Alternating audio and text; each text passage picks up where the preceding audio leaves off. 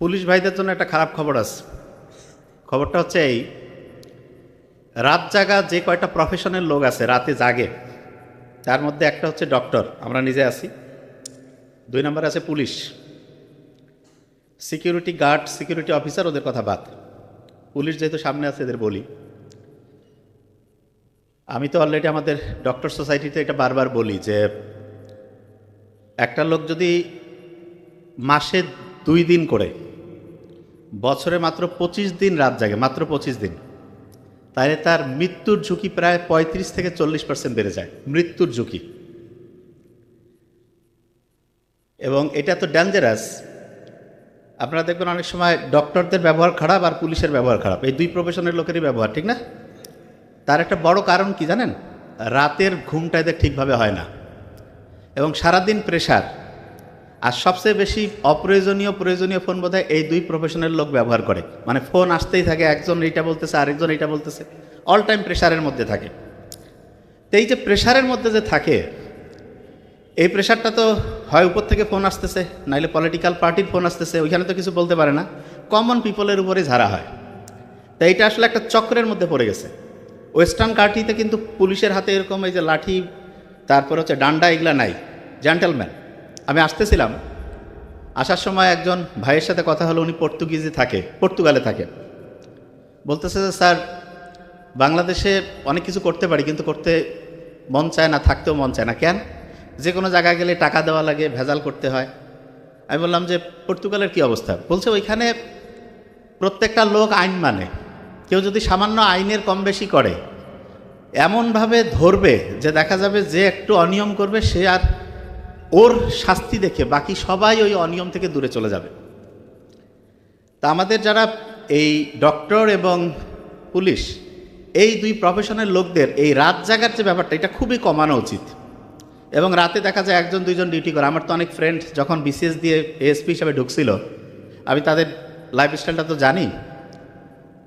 ওদের বেশিরভাগ জনকেই প্রতি সপ্তাহে 1 দিন, কারো আবার 2 দিন, এটা ডিপার্টমেন্ট ওয়াইজ ভেরি করে, দেখা যায় যে রাতে হচ্ছে যে ডিউটি থাকে, গাড়িতে থাকে। কিন্তু এই যে রাত জাগা, আমি বললাম যে তোমাদের স্যারেরা, বলছে আমাদের স্যারেরাও তো দেখা যায় 2টা-3টার সময় হচ্ছে ফোন ধরে। আমি বললাম তাহলে গোটাল পুলিশ সেকশনে যারা আছে এগুলোর ব্রেইনের মধ্যে বড় রকমের প্রবলেম আছে, গ্যারান্টেড, লিখে নিতে পারো। তার মানে এই সেক্টরটা ভালো করতে গেলে ঘুমাইতে ব্যবস্থা করতে হবে। এবং চোর ডাকাত গুন্ডা বদমাশ নিয়ে কাজ তো পুলিশের। এখন এনারা সারাদিন, এদের মধ্যে আবার ভাগ আছে, কেউ কেউ দেখা যাচ্ছে যে ট্রাফিক সিস্টেমে থাকে, কেউ কেউ প্রোটোকল অফিসারের মধ্যে থাকে। কষ্ট হয় আসলে চিন্তা করলে, অনেক ভালো কাজ করে, কিন্তু এনারা এনাদের প্রবলেমটা কোথাও ভালোভাবে উপস্থাপন করে না। এবং এনাদের উচিত ছিল যে এই প্রবলেমটা জাতির সামনে জানানো। কিন্তু এদের ব্যাপারটা এরকম, উপর থেকে প্রেশার আসবে, ম্যানেজ করো ম্যানেজ করো, এই ম্যানেজ করতে করতে লাস্টে নিজেই ম্যানেজ হয়ে গেছে। এটা সত্যি কথা বলছি আমি, কারণ আমি তো সমস্ত প্রোগ্রাম করি, আমি সব অফিসারদের সাথে যেহেতু থাকি, আর আমি সত্যিটা বলি, এই জন্য কোনো টেনশনের কারণ নাই, অন্যরা বলবেন আমি বলবো। তা আমি চাই যে পুলিশ প্রশাসনের যারা আছে এদের যাতে ঘুমানোর একটা ব্যবস্থা করা যায়, এটা খুব ইম্পর্টেন্ট, 1 নম্বর। আর ডক্টরদেরটা তো এটা নিয়ে আমি বলছি, আমাদের এখানে যেহেতু ডক্টর আপাতত এরকম বলার দরকার নেই, বারবারই বলছি যে ডক্টরদেরও রাতে ঘুমানোর একটা ভালো ব্যবস্থা করতে হবে। আচ্ছা, বাংলাদেশ যখন থেকে স্বাধীন হয়েছে, ধরবো কিন্তু কোথার থেকে কি বলতেছি, ধরবো, এই জন্য কথা কওয়া যাবে না, প্রত্যেকটা সেকেন্ড দামি। কিন্তু বাংলাদেশ যখন থেকে স্বাধীন হয়েছে, আমি কিন্তু উত্তর শুনবো আপনাদের কাছ থেকে। এখন পর্যন্ত 5 জন দেশ পরিচালনা করেছে, সেটা রাষ্ট্রপ্রধান হিসাবে বা সরকার প্রধান হিসাবে। 5 জন, নামগুলো আপনারা জানেন, নাম নিতে চাই না, আপনারা শুধু আমাকে বলবেন, আপনারা যার যা মনে আসে বলবেন। এই 5 জনের মধ্যে সবচেয়ে ভালোভাবে দেশ পরিচালনা করছেন কে? নাম বলেন তো। হ্যাঁ, আচ্ছা, ফখরুদ্দিন। আসলে উনি তো একটা ইন্টারিম গভর্নমেন্ট ছিল। আচ্ছা, ফখরুদ্দিনের ব্যাপারটা আমরা আসবো। রাষ্ট্রের উনি কিন্তু হচ্ছে, যেমন এখন যে ইউনূস স্যার আছে, উনি কিন্তু হচ্ছে যে একটা মানে মধ্যবর্তী অবস্থায় কিছু কাজ নিয়ে আসছে, কিন্তু গভর্নমেন্ট ফরমেশনে এসে তত্ত্বাবধায়ক ব্যবস্থা বাদে ছিল যারা, তাদের মধ্যে সবচেয়ে ভালো চালিয়েছে কারা? এরশাদ। আর আচ্ছা, এরশাদ। আমার মনে হয় এই উত্তরটা এখানে যারা আছি বেশিরভাগ মনে হয়, আমার যেটা মনে হয় যে শহীদ প্রেসিডেন্ট জিয়াউর রহমান হবে। আমার মনে হয় এখানে যারা আছে হয়তো অনেকে অত সিনিয়র না, এই জন্য জানে না। ইতিহাসটা যদি আমরা পড়ি তাহলে দেখা যাবে যে শহীদ প্রেসিডেন্ট জিয়াউর রহমান খুব ভালোভাবে দেশটা চালিয়েছেন। তা শহীদ প্রেসিডেন্ট যে জিয়াউর রহমান দেশটা চালালেন, ওনাকে আমরা আজকে একটা গোটাল জিনিসটা বোঝার জন্য ওনাকে একটা ভিটামিনের সাথে তুলনা করব। ভিটামিন নাম শুনছেন তো, যেটাকে ভাইটামিন বলে। তা অনেকগুলো ভিটামিন আছে, তার মধ্যে সবচেয়ে দামি যে ভিটামিনটা সেটার নাম হচ্ছে ভিটামিন ডি। কি নাম বলেন তো? ডি। খেয়াল থাকবে তো? আচ্ছা, মৃত্যুর ইংলিশ কি? ডেথ। প্রথম বর্ণটা কি দিয়ে? আর সবচেয়ে দামি ভিটামিন ওর নাম কি? ডি। আচ্ছা, ইন্টারেস্টিং পয়েন্ট। আমরা যে অনেকে মোবাইলে আসক্ত, এইটার পিছনে একটা বড় কারণ ভিটামিন ডি এর সাথে সম্পর্কিত। যে কীরকম? আচ্ছা, আমি যদি একটা প্রশ্ন করি, বেশিরভাগ জন উত্তরটা ভুল দিবে, কিন্তু তারপর শিখে নেই। সূর্যের আলোর মধ্যে কি কোনো ভিটামিন থাকে? কি নাম? আচ্ছা, আমি জানি এটাই বলবে সবাই। সূর্যের আলোর মধ্যে কোনো ভিটামিন নাই। যে আপনি কি কন স্যার, সারা জীবন শুনলাম সূর্যের আলোতে ভিটামিন ডি থাকে। না, মিথ্যা কথা। সত্যিটা কি তাহলে সেটা বলি। আমাদের যে স্কিন আছে না, এই যে ত্বক, এইখানে ভিটামিন ডি তৈরির কাঁচামাল থাকে। কাঁচামাল জিনিসটাকে একটা এক্সাম্পল দিয়ে বুঝবেন। ঘি খাইছেন কে কে জীবনে? হাত উঁচু করেন তো। ঘি? ও, সবাই খাইছেন, ভেরি নাইস। ঘি কি ডাইরেক্ট তৈরি হয় নাকি দুধ থেকে দই, দই থেকে মাখন, তারপরে ঘি, এভাবে হয় না? তাহলে ঘিয়ের কাঁচামাল হচ্ছে দুধ। কি বলেন তো? দুধ থেকে আস্তে আস্তে দই হবে, তারপরে মাখন হবে, তারপরে হবে ঘি। আচ্ছা, কথা কওয়া যাবে না পরে। তাহলে দই এর আগে থাকলো, ওই সাইডে সামনের দিকে গেলে হচ্ছে মাখন, তারপরে ঘি। তা আমরা যে ভিটামিন ডি এর কথা বলছি না, এইটার কাঁচামাল এইটা থাকে ত্বকের মধ্যে, কিন্তু ততক্ষণ পর্যন্ত কাজ করবে না যতক্ষণ পর্যন্ত সে একটা রশ্মি পাবে না। যেভাবে ওই রশ্মিটার নাম কি? ইউভি, আলট্রাভায়োলেট বি রশ্মি। সহজ করে খেয়াল রাখি, ইউভি বি। খেয়াল থাকবে তো? ওই শেষের দিকে ইউ একটা ভাওয়েল আছে না, ইউভি, আলট্রাভায়োলেট বি। বলেন তো কি নাম? ইউভি, মানে ওইটাকে পুরা রুম হচ্ছে আলট্রাভায়োলেট বি। এটা কোথায় পাবেন? বাজারে যায় যে ভাই একটা আলট্রাভায়োলেট বি 1 কেজি 100 গ্রাম কিনতে পাওয়া যাবে? আল্লাহ ফ্রি করে দিয়েছেন, এত সাইন্টিফিক। এই থামো। সূর্যের আলো থেকে আলট্রাভায়োলেট বি আসলো, আসার পরে স্কিনে যে আছে রান্না বান্না শুরু হয়ে গেল। শুরু হওয়ার পরে একবারেই কিন্তু ভিটামিন ডি হবে না, ওইখানে রান্না হয়ে গেল। হওয়ার পরে সেইটা এক কিচেন থেকে আরেক কিচেনে যাবে। যাবে কোথায় যাবে? আচ্ছা, আমরা যদি কাউকে খুব পছন্দ করি, তখন তাকে আমরা বলি না যে আমার ফুসফুসের টুকরা বলি, নাকি হৃৎপিণ্ডের টুকরা, না কলিজার টুকরা? কলিজার টুকরা। কারণটা কি জানেন? আমাদের শরীরে যতগুলো কাজ হয়, প্রতি 100টা কাজের মধ্যে 70টা কাজ, প্রতি 100টাতে 70টা কাজ হয় কলিজায়। বাংলাদেশের যে পার্টিগুলোই ক্ষমতায় আসুক, কেউ কিন্তু 70% বৈধভাবে ভোট হয়ে আসতে পারে না, মানে 70% ভোট কেউ পায় না। তাহলে চিন্তা করেন কত পাওয়ারফুল। প্রতি 100টার মধ্যে 70টা কাজ হয় কলিজার মধ্যে। কলিজাকে আমরা অনেক অন্য নামে ডাকি, যেমন যকৃৎ বলে, লিভার বলে। লিভার নাম শুনছেন? লিভার?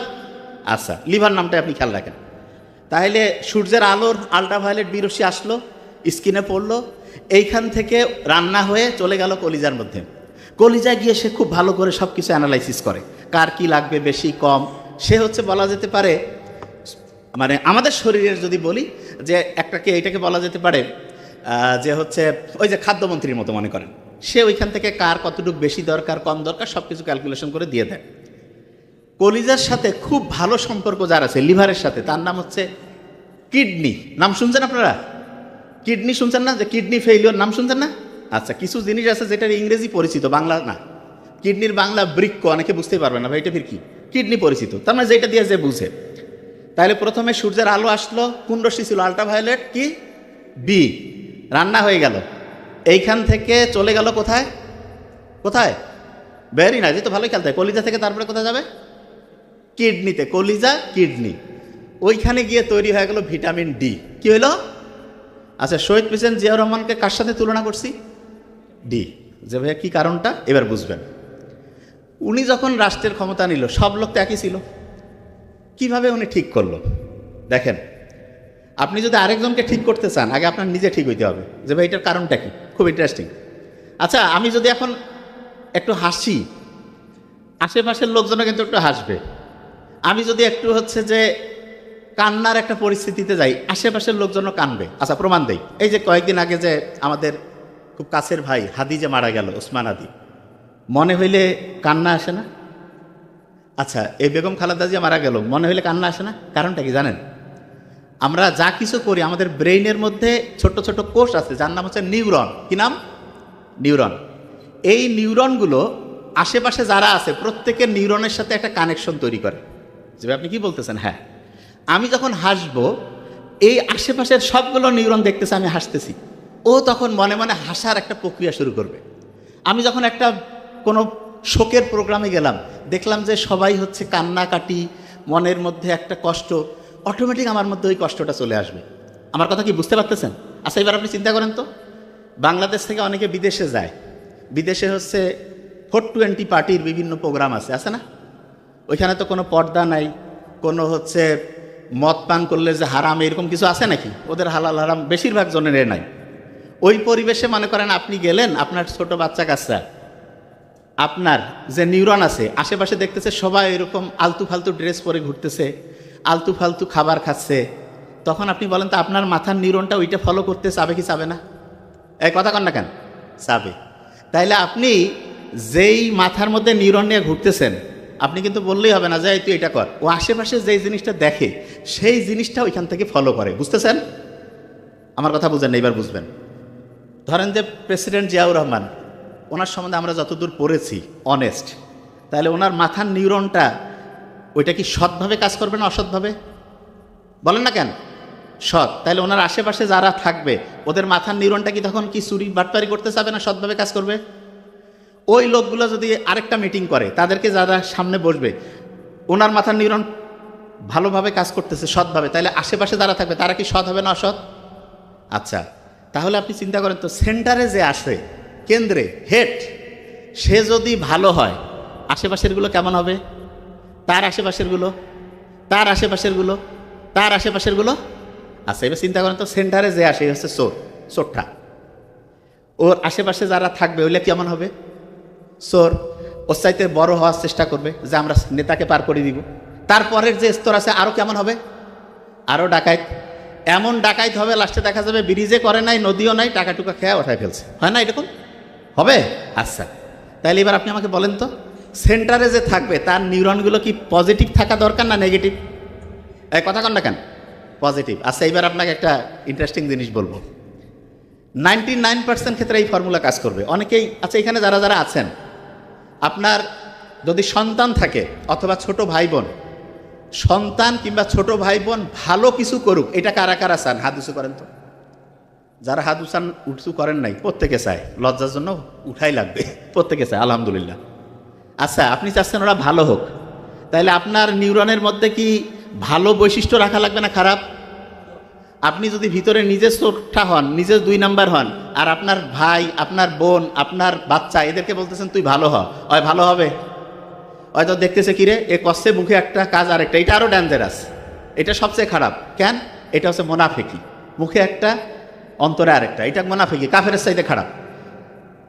রিয়েল গুন্ডা খুব খারাপ, জানে যে বাপ খারাপ, আর মুখে ভালো কথা করছে, ভিতরে চোট্টামি, তাইলে এর বাচ্চা কিন্তু আরও খারাপ হয়ে যাবে, ঠিক না? আচ্ছা, তাহলে আমরা যদি আমাদের পরের জেনারেশনকে ভালো বানাইতে চাই, আমাদের ছেলে মেয়ে, ছোট ভাই বোন, আমাদের আশেপাশে যারা, এদেরকে যদি আমরা ভালো বানাইতে চাই, প্রথম কি ওদেরকে ভালো বানাইতে গেলে প্রথম কাকে ভালো হইতে হবে? পিওর সায়েন্স না? নিজে ভালো হইতে হবে। নিজে যদি ভালো হই, আশেপাশের সবাই ভালো হয়ে যাবে। আশেপাশে যখন ভালো হবে, ওকে দেখে তারপরেরটা এরকম করে ভালো হবে। আচ্ছা, এবার বলেন তো, একটা ফ্যামিলিতে যতগুলো বাচ্চা আছে, সবচেয়ে গুরুত্বপূর্ণ কোন বাচ্চাটা? বড়টা, প্রথম যেটা, সেইটা যদি বাটপার হয়, পরের গুলা সুপার বাটপার হবে। কেন? কারণ দেখছে বড় ভাই এরকম করে, তা আমাকে ওইটা করতে হবে। দেখবেন কিন্তু আপনি গোটাল ফ্যামিলিগুলো মিলান, মোটামুটি মিলে যাবে। আচ্ছা, অনেকের মাথায় একটা প্রশ্ন, যে নবী রাসূলের বাচ্চা 2-1টা কিন্তু খারাপ হয়েছে, অনেকের মাথায় আছে না? যে এটা কীভাবে হইল? নূহ আলাইহিস সালামের ছেলে সম্ভবত কেনান খারাপ হয়েছে, কি কারণে হইল জানেন? শুনেন, বাচ্চা বেশি কি আব্বার সাথে থাকে না আম্মার সাথে? আম্মার সাথে। আচ্ছা, আম্মার সাথে বেশি সময় থাকে, আব্বা আম্মার মধ্যে আম্মার সাথে বেশি থাকে, তারপরে যাইটার সাথে থাকে বন্ধু বান্ধব, আত্মীয় স্বজন, যাদের সাথে মেশে। নূহ আলাইহিস সালামের ছেলে যে কেনান ছিল, সে যাদের সাথে মিশত, এগুলা ছিল আল্লাহ অবিশ্বাসী, এরা আল্লাহ বিশ্বাস করতো না, ধর্মকর্ম মানত না। এই কারণে নবীর ছেলে, নবী এত পাওয়ারফুল একটা জিনিস, আল্লাহ পছন্দ করে নাকি ভোট করে বানাইছে যে আজকে নবী হয়ে যাবে? হয়েছে নাকি?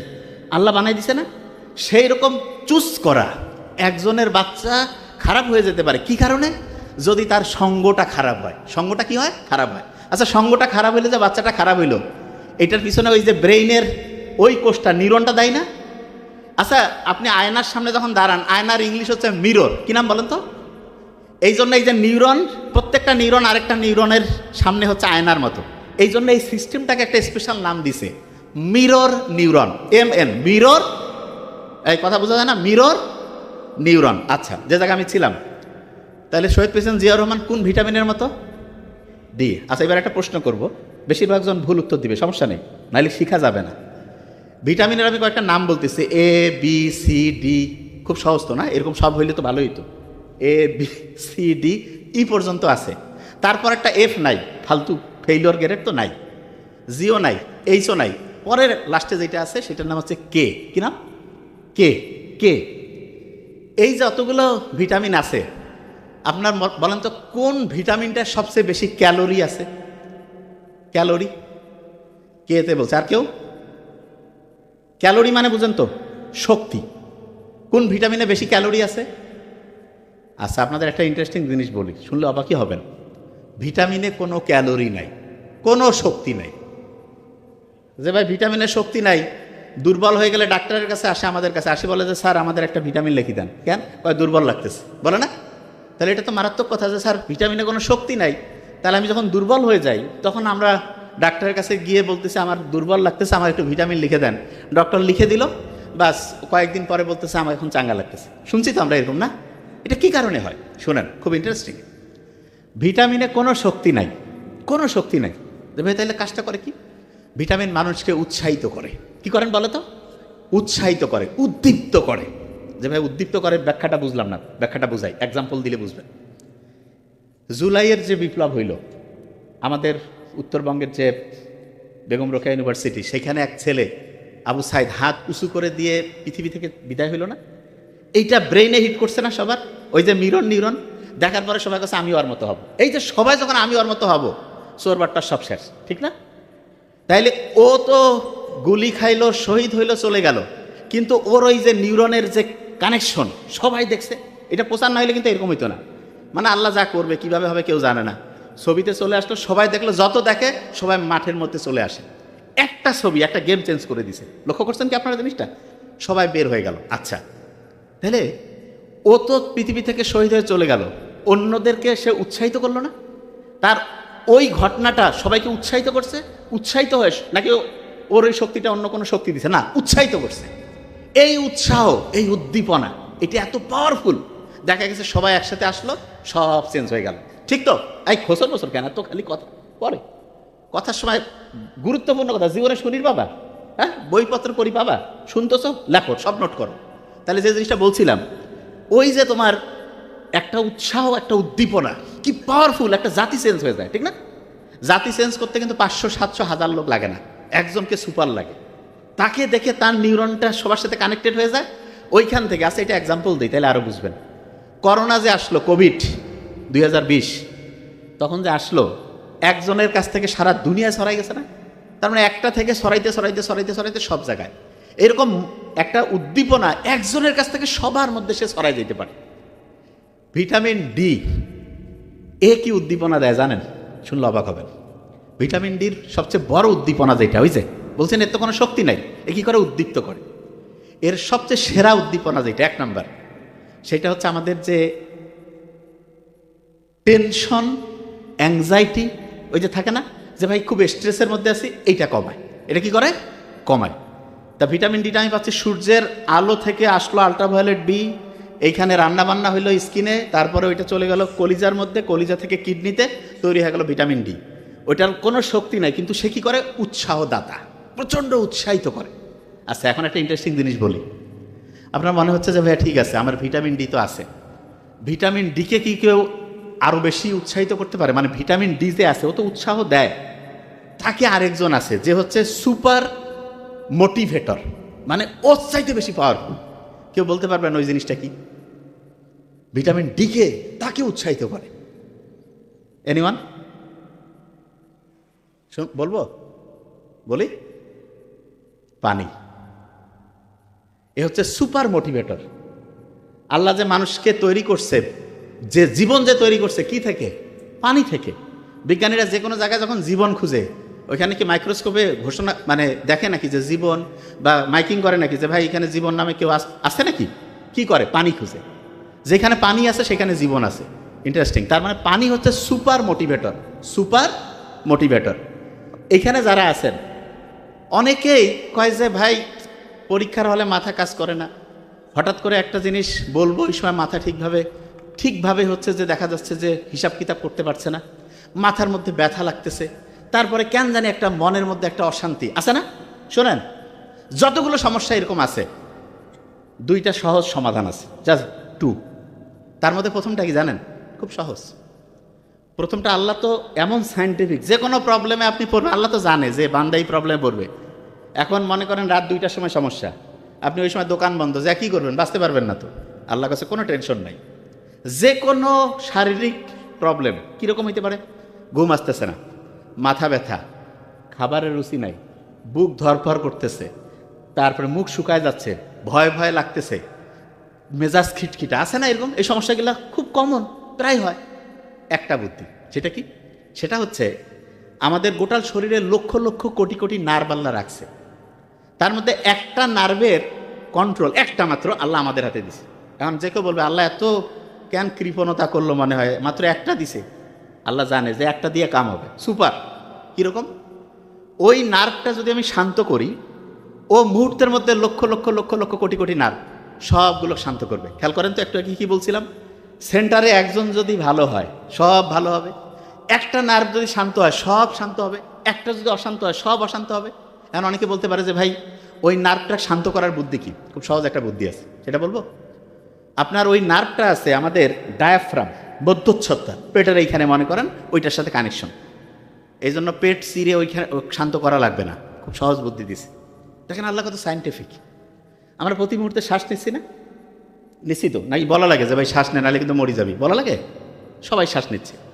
এই শ্বাসের সাথে ওই নার্ভটার কানেকশন দিচ্ছেন। দেখেন কত ইন্টারেস্টিং এবং কত সায়েন্টিফিক। পৃথিবীতে কি এরকম লোক আছে নাকি যে বাঁচিয়ে আছে কিন্তু শ্বাস নিচ্ছে না? এরকম আছে? শ্বাস নিবেই। আপনার কাজটা কি জানেন? যখন এরকম যে কোনো টেনশনের অবস্থায় পড়বেন, কিচ্ছু না, 3 থেকে 5 বার 10 বার বুক ভরে শ্বাস নিবেন, করেন তো এখনই ভালো লাগবে। নাক দিয়ে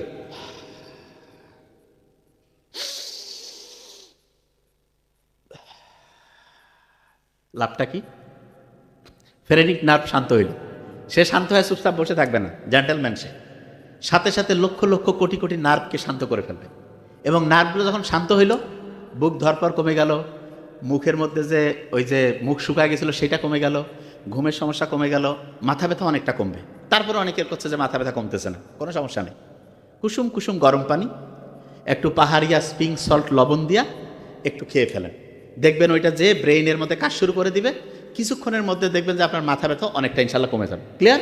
আচ্ছা, এবার দেখেন খুব ইম্পর্টেন্ট জিনিস। দিনের বেলা যদি আমি রোদে যাই, ওইখান থেকে আসলো আল্ট্রাভায়োলেট বি, রান্না হইল, তারপরে গেল কলিজায় মানে লিভার, তারপরে গেল হচ্ছে কিডনি, যে সে কী হয়ে গেল? ওই যে ভিটামিন ডি, যেটা হচ্ছে মোটিভেটর। আচ্ছা, ভিটামিন ডিকে মোটিভেট করতে পারে, উৎসাহিত করতে পারে, কি নাম? পানি। সত্যি করে বলবেন একদম, একটা হিসাব শিখাই দেই, নোট করে রাখেন।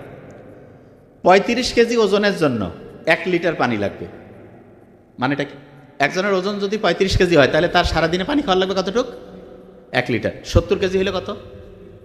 105 কেজি হলে 3 লিটার।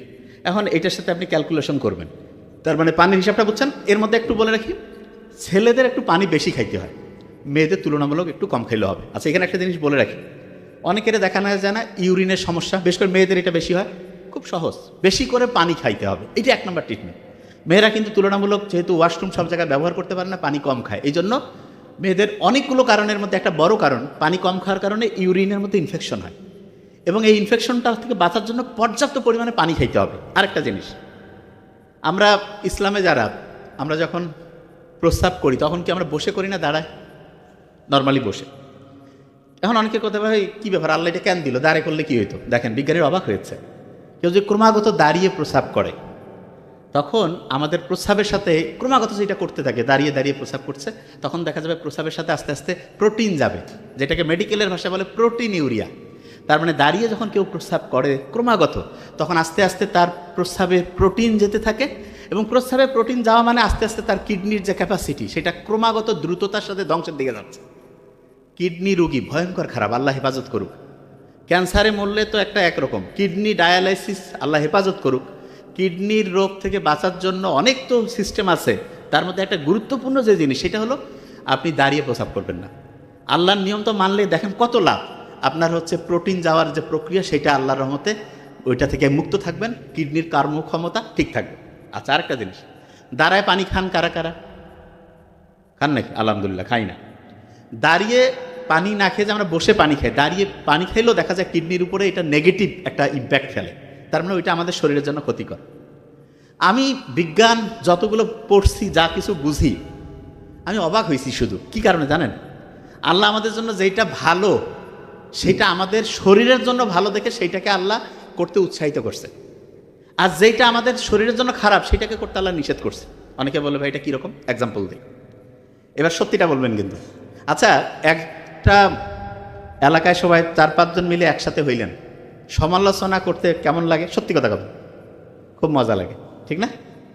সমালোচনা করলে সবাই খুশি, হ্যাঁ কী হয়েছে রে, কত দেখি। আচ্ছা, ইসলাম এই যে গীবত করা, সমালোচনা, এগুলাকে কি উৎসাহিত করছে না নিরুৎসাহিত? তো অনেকের মাথায় যে এটা আল্লাহ কেন করলো, শুনেন। এই ব্রেইনের মধ্যে কোনো কারণে যদি ভূমিকম্প হয়, কি হয় বলেন? ভূমিকম্প, তাহলে এটা কি ব্রেইনের জন্য ভালো না খারাপ? খারাপ। এই নর্মালি ঢাকায় ভূমিকম্পের ভয় সব পালাইছে না, আর আপনার ব্রেইনে ভূমিকম্প, ব্রেইন থেকে পালা যার পাবেন, তাই তো নিজে শেষ।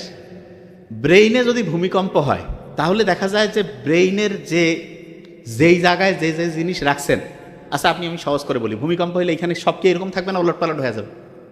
তাই ব্রেইনে আপনি যে যে জিনিস রাখছেন, ভূমিকম্প হলে কি ওই জায়গায় থাকবে না, ওলটপালট হয়ে ভাঙচুর হয়ে সব ধ্বংস হয়ে যাবে? ধ্বংস হয়ে যাবে না?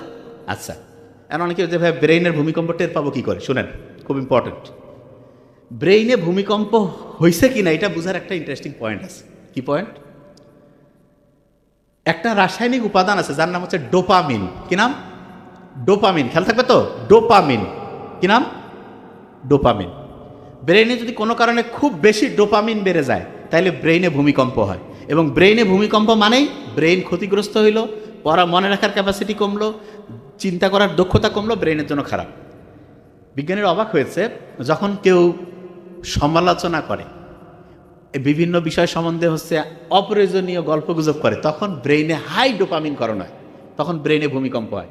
তাই ইসলাম কি সমালোচনা, গীবত এটাকে উৎসাহিত করছে না নিরুৎসাহিত? নিরুৎসাহিত। কেন? কারণ আল্লাহ তো জানে, আল্লাহ বানাইছে না এটা, যে হাই ডোপামিন করণ হবে, ব্রেইনের জন্য ক্ষতিকর। আচ্ছা, এবার একটা ইন্টারেস্টিং জিনিস, জুয়া খেলা ইসলামে হালাল না হারাম?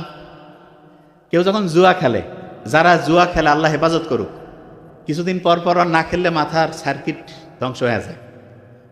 ওই কিন্তু জানে, সব জানে যে এটা খারাপ, অমুক তমুক। হারার পরে আসি আফসোস, মাথার মধ্যে হাত, কেন যে করলাম, কি আমি জানি তো। আমাদের কাছে রুগী আসেন, কি হয়েছে, কয় যে স্যার কয়েকদিন পর ওইটাতে খেলতে যদি না যাই মনে হয় যে দুনিয়া আর কিছু নেই, খেললাম হারলাম, তারপরে খালি আফসোস যে কেন এটা করলাম।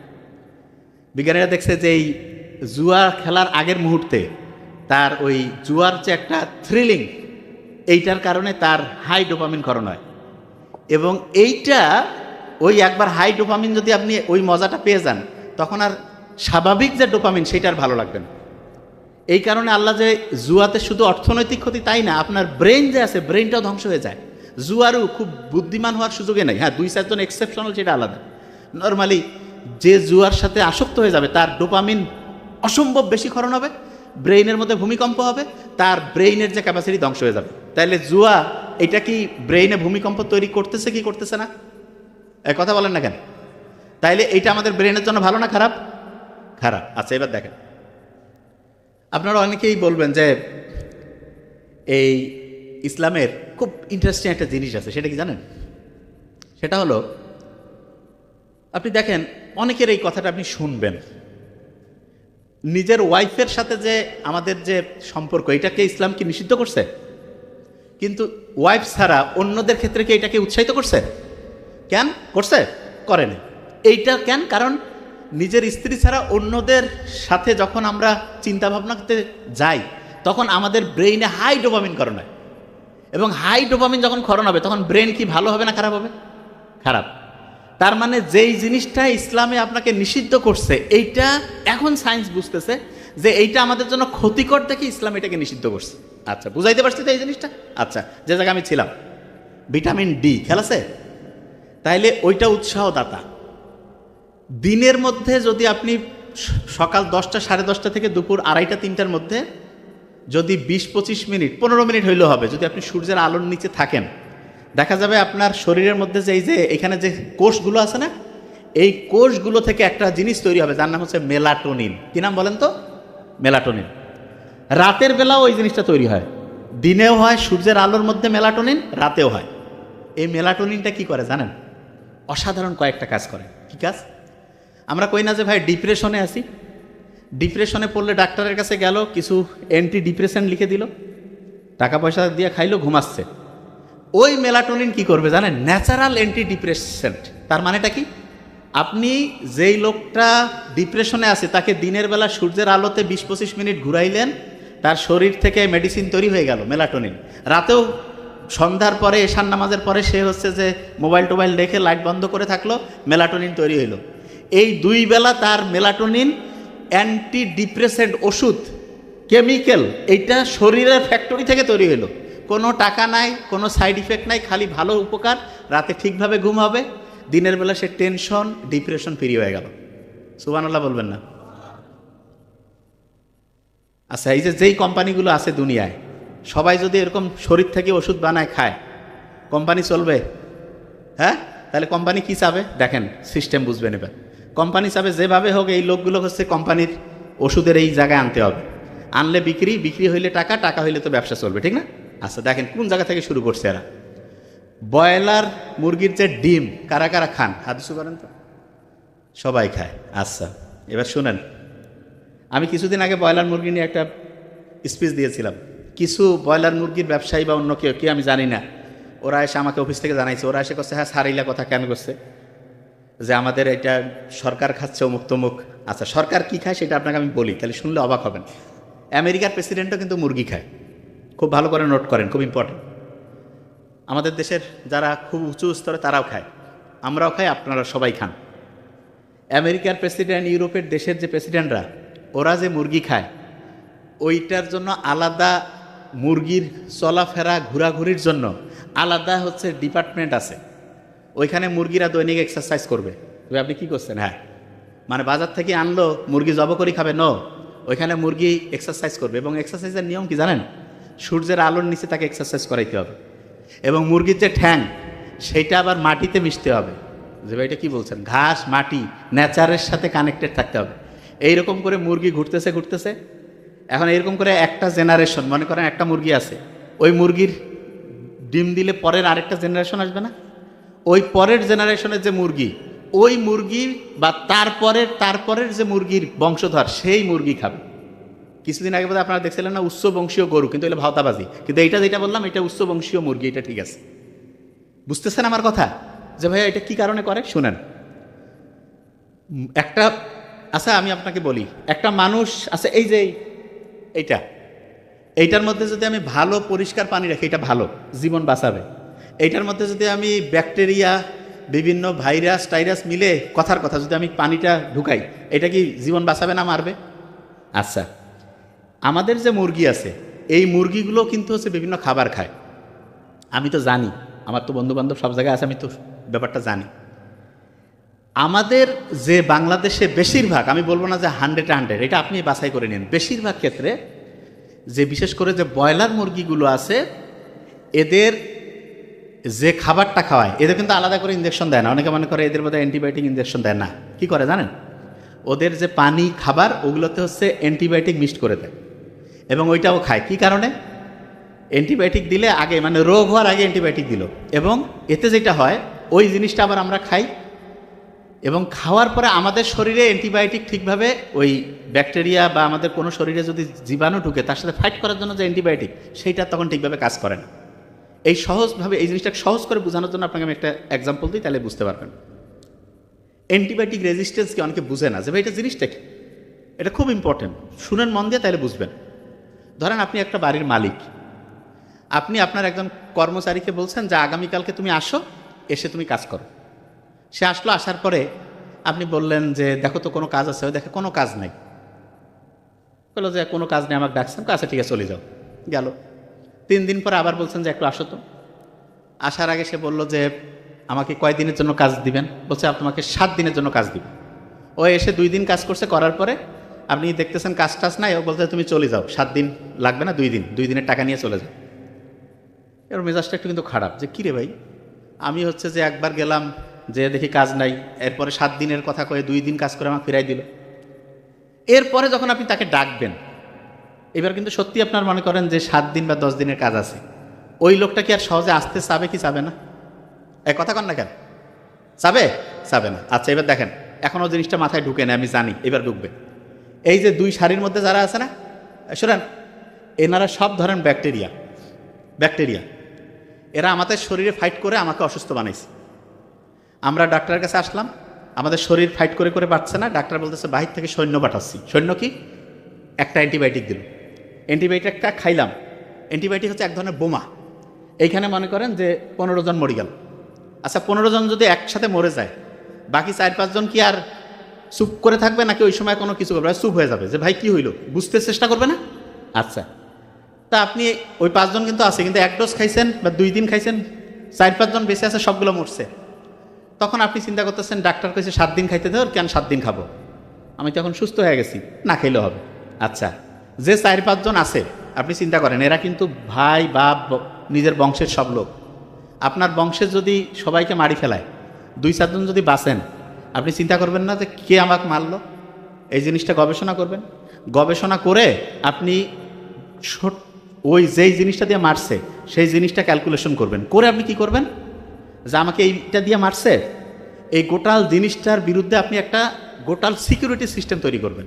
করার পরে আপনি কি করবেন, যে ভাই আমার বংশকে ধ্বংস করছে, যে ধ্বংস করছে তার বংশ ধ্বংস করা লাগবে। কিভাবে? আপনি তখন হচ্ছে আন্দোলনে বের হয়ে গেলেন। ওই এলাকার যত ব্যাকটেরিয়া আছে সবাইকে বলবেন যে ও কিন্তু এটা দিয়ে আমাদেরকে মারছে ভাই, এই জিনিসটা তোমরা নাও। এটা কি, যে তোমরা যখন ওকে অ্যাটাক করবা, তখন ও যে ওষুধটা খাবে, মানে যে বোমাটা মারবে, সেই বোমাটা দিয়ে তোমাকে ধ্বংস করতে চাইলে এইটা সামনে আগায় রাখবা, তাহলে তুমি ধ্বংস হবান। তাই নাকি? কয় হ্যাঁ। ও তখন ওইটা নেওয়ার পরে ও কবে যে আমাদের তো বংশে আরও এরকম আছে, হ্যাঁ সবার এটা, মানে নিজের সিকিউরিটির জন্য সবাই এটাকে জানাই দাও। এরকম করে ওই এলাকার যত লক্ষ লক্ষ কোটি কোটি ব্যাকটেরিয়া আছে সবাই জানলো না।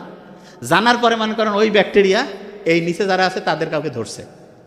এখন উনি আসি বললো যে ডাক্তারকে যে স্যার এরকম আমার সুস্থ হচ্ছি না। আমি চিন্তা করলাম এর আগে তো এরকম লোক সুস্থ হয়েছে, আমি ওই ওষুধটাই দিলাম। ওরা কিন্তু আগের থেকে রেডি হয়ে আছে, ওষুধ খাইলো 1 ডোজ, কাজ হয় না। তারপরে যে সুস্থ হয়েছে তাকে বলছে কি দোস্ত তোমার না 1 ডোজে কাজ হয়েছিল? কয় হ্যাঁ। তোর হচ্ছে না? কয় তাহলে ডাবল পরীক্ষা। 2 দিন 3 দিন 7 দিন খাওয়ার পরে কাজ হচ্ছে না। কেন? কারণ যেটা দিয়ে ওকে মারবেন সেইটা টেকনিকটা সে আগেই বের করে ফেলছে। এই কারণে এই যে প্রথমে ধ্বংস হইলো, পরে ধ্বংস হইল না, বাধা দিল না, এইটাকেই সহজ করে বলে অ্যান্টিবায়োটিক রেজিস্ট্যান্স। কখন হইতে পারে সহজ করে? আপনার শরীরে ধরেন যে কোনো জীবাণু নাই, তখন যদি আপনি খান, এটা তাহলে হইতে পারে। কাজ নাই, ডাকছেন। আরেকটা হচ্ছে যে সবাইকে মারতে হবে, কিছু মারলেন কিছু রাখলেন, তাইলে ওই যারা আছে তারা বাকি সবাইকে সিস্টেমটা বুঝাই দিবে। সিস্টেম যদি বুঝাই দেয়, তখন অন্যের শরীরেও যদি আপনি অ্যান্টিবায়োটিক সত্যি দেন, ওরা তো আগের থেকে রেডি যে এরকম করে মারবে, আমরা আগের থেকে এরকম করে ধরবো, তাহলে কিন্তু তাদেরকে আর হারানো যাবে না, তখন তারাই জয়ী হয়ে যাবে। বুঝাইতে পারছি আমি কি বলছি?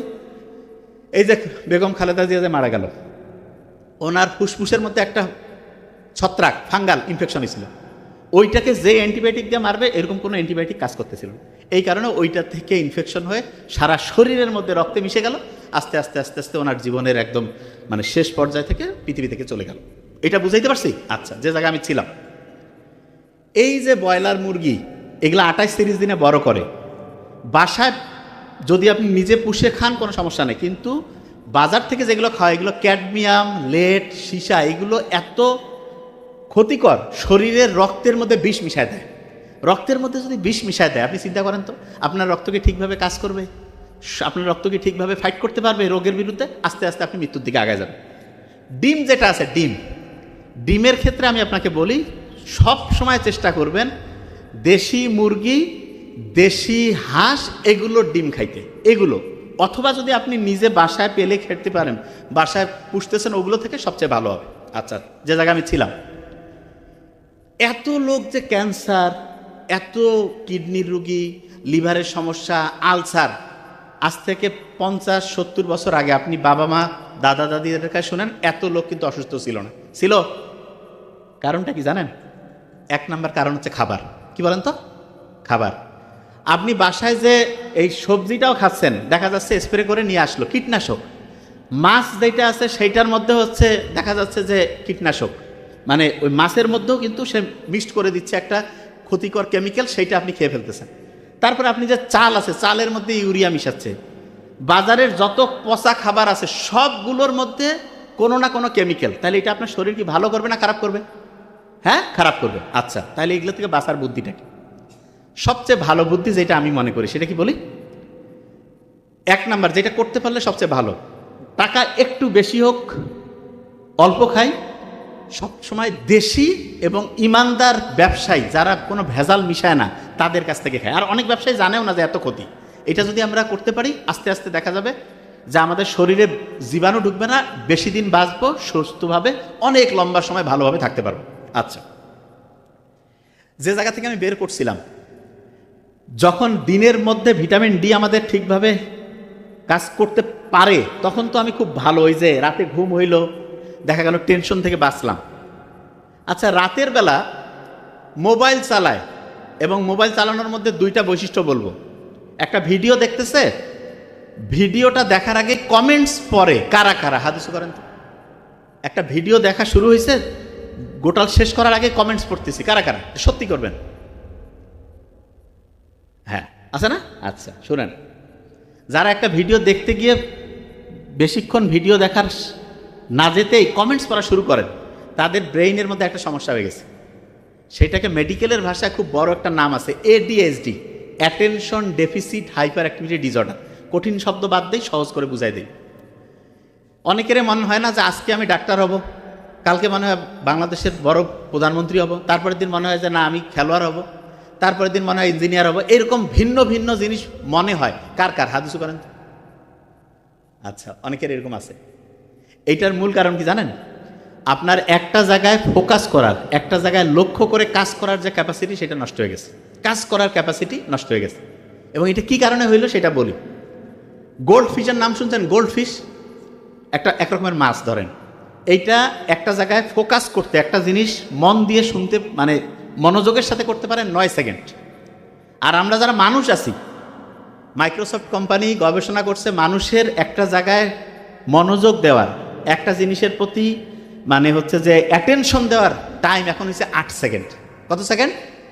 তাহলে কোন তো গোল্ড ফিশ আর মানুষ, এই দুইটার মধ্যে অ্যাটেনশন কার কম? মানুষের। 8 সেকেন্ড। আপনার তো মনে হবে যে না আমি তো 8-10 ঘন্টা পড়ি, ঘন্টু পড়া হয় না। আপনারা পৃথিবীর খুব সেরা একজন ধনী মানুষ, ঠিক আছে, উনি মাত্র 5 থেকে 6 মিনিট অ্যাটেনশন দিতে পারতো। আর আপনি যদি এটা 2-3 মিনিট করতে পারেন তাহলে খুব ভালো। যে ভাই এত কম, হ্যাঁ, কিন্তু এখন মাত্র 8 সেকেন্ডে নামছে। কি কারণে নামলো সেটা বলি। রাতের এশার নামাজের পরে প্রয়োজন ছাড়া, পড়াশোনা ছাড়া, কোনো উদ্দেশ্য নাই, মোবাইলের মধ্যে আন্দাজে কি দেখতেছেন সে নিজেও জানে না, কি খুঁজতেছে সে নিজেও জানে না। এইটা যারা যারা করে তাদের ব্রেইনের ফোকাস দেওয়ার ক্যাপাসিটি কমে। এক, হ্যাঁ, সকালে যারা ঘুম থেকে উঠে, সকালে ঘুম থেকে উঠে দেখা যাচ্ছে যে শুরু করে দিল মোবাইলের মধ্যে, সে হচ্ছে প্রথমে ওয়াশরুম যাক বা দাঁত মাজুক, তার আগে দেখা যাচ্ছে সে শুরু করে দিয়েছে, মোবাইল দেখা শুরু করছে। এই কাজগুলো যাদের মধ্যে থাকে তাদের দেখা যায় অ্যাটেনশনটা কমে যায়। বুদ্ধিটা কি? দিনের সবচাইতে নির্দিষ্ট একটা টাইম বলে দিচ্ছি, ধরেন যে দুপুর 11টা থেকে দুপুর 2টা, এই টাইমে শুধু মোবাইল দেখবেন। কোন টাইম? দুপুর 11টা থেকে দুপুর 2টা। কয়েকটা কথা বলবো, খুব দ্রুত নোট করেন, জাস্ট মাথায় যাতে থাকে।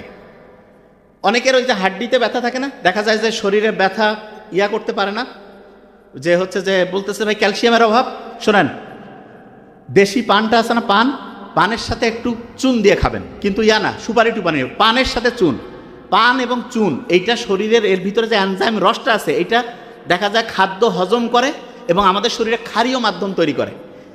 শহরের লোক অ্যান্টাসিড খায় না, আর গ্রামে দাওয়াত বাড়িতে পান আর চুন খায় না, এইটা অ্যান্টাসিডের ভাব এবং শরীরের জন্য খুবই উপকারী। এই কাজটা করবেন।